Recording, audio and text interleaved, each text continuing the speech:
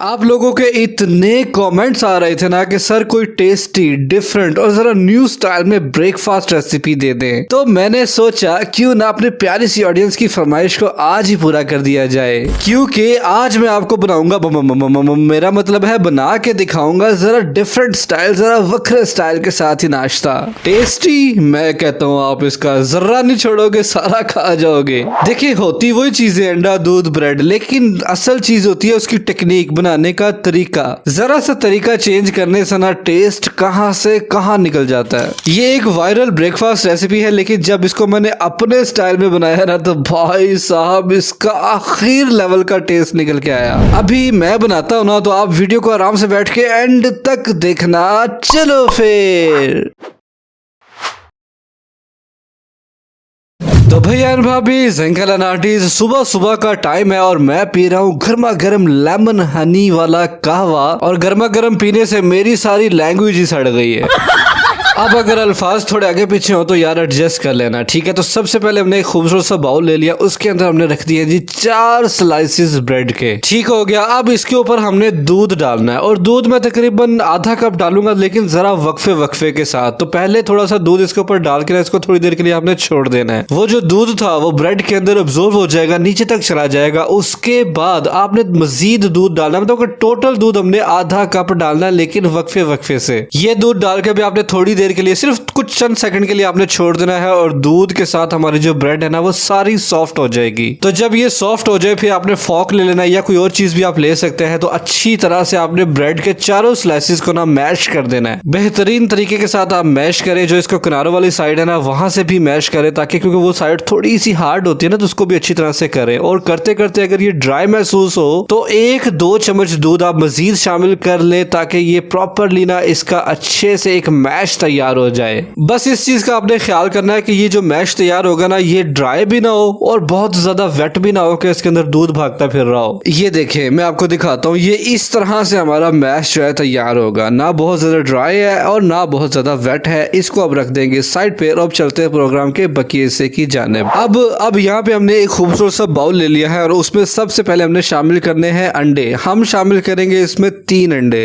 ये जो रेसिपी बना रहा हूँ ना मैं, मतलब जो क्वांटिटीज मैं आपको बता रहा हूँ, ये कम से कम 3 लोग तो बड़े आराम से खा सकते हैं। मतलब जो एग ब्रेड ब्रेकफास्ट के शौकीन हजरात है ना, मैं उनकी बात कर रहा हूँ। जो 4-4 पराठे खाते हैं उनके लिए तो भाई ये कुछ भी नहीं है। आप समझ रहे हो ना मैं क्या कह रहा हूँ?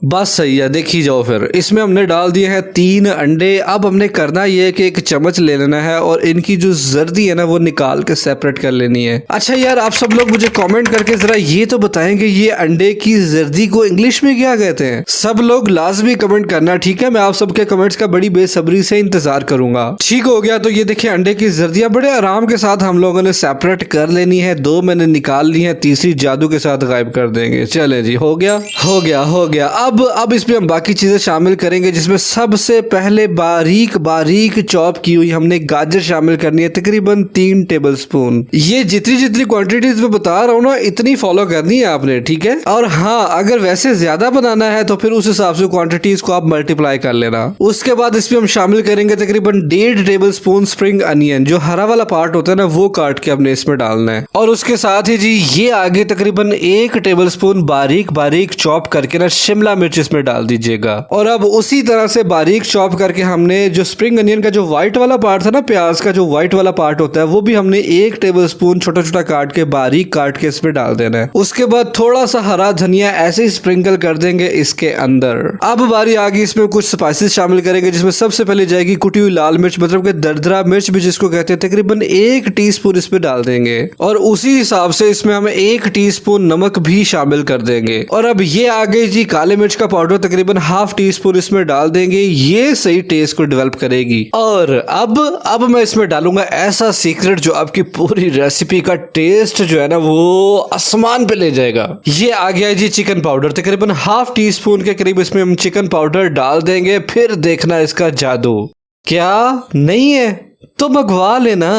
अच्छा ये देखिए, इसको अब हमने यहाँ पे अच्छी तरह से मिक्स कर लेना है। अभी तो ये हमारा मटेरियल तैयार हो रहा है ऑमलेट टाइप, लेकिन जब ये अच्छी तरह से मिक्स हो जाएगा ना, फिर हमने जो ब्रेड को दूध के अंदर सॉक करके नहीं शुरू में रेडी किया था, वो लाके हमने इसके अंदर शामिल कर देना है। और फिर अब दोबारा से इसको हमने अच्छी तरह से मिक्स कर लेना, ताकि ब्रेड, अंडा, दूध और बाकी सारी चीजें यकजान हो जाए और परफेक्टली हमारे पास एक बड़ी स्मूथ सी एक जो बैटर तैयार हो जाएगा। ये देखिए मैं आपको बताता हूँ, यहाँ पे समझने वाली चीज पता क्या, मैं आपको क्यों कह रहा था कि मेरी आपने क्वांटिटीज को फॉलो करना है, क्योंकि अगर तो ये आपसे बहुत ज्यादा लिक्विड ही बन गया, फ्लोइंग कंसिस्टेंसी में बन गया तो मसला बन जाएगा, और अगर ये ड्राई ड्राई या हार्ड सा बना तो भी मसला बन जाएगा। तो ये वाली जो फॉर्म है ना, ये परफेक्ट है, ये हमने अचीव करनी है। चले जी, इसको रख दे साइड पे और अब चलते हैं प्रोग्राम के आखिरी हिस्से की जानिब। तो यहाँ पे हमने चूल्हा चढ़ा दिया तवे पे, मेरा मतलब है तवा चढ़ा दिया है चूल्हे पे, ठीक है ना। तो उस पे हम डाल देंगे कुकिंग ऑयल, तकरीबन 3 टेबल स्पून, ज्यादा नहीं है, ये 3 टेबल स्पून के अंदर ही हमारी सारी रेसिपी इंशाल्लाह बन जाएगी। ठीक हो गया ना। तो ऑयल जब हमारा हल्का सा गर्म हो जाएगा ना, ज्यादा हॉट नहीं करना आपने, इस चीज का ख्याल करना, वरना जैसे ही इसमें बटर डालेंगे ना तो बैटर शू शा करके जलने लग जाएगा। तो मीडियम से हॉट ऑयल के अंदर हमने बैटर डालना शुरू करना है। अब यहाँ पे डिपेंड करता है कि आप कितने बड़े साइज का ये एक टिक्की जो है वो बना रहे हो, ज्यादा बड़े ना बनाना वरना फिर वो टूटने लग जाती है। एक मुनासिब सा मीडियम साइज की टिक्की जो है ना आपने बना लेनी है, और उसको साइडों से एडजस्ट करके कोशिश करना कि वो राउंड जितनी हो सके, वैसे परफेक्ट तो नहीं बनेगी लेकिन जितनी हो सके आप उसको ठीक कर लेना। और हाँ, एक चीज तो मैंने आपको बताई नहीं भाई साहब, ये लो फ्लेम पे पकने वाली चीज है, मतलब कि मीडियम से चलो थोड़ी सी कम,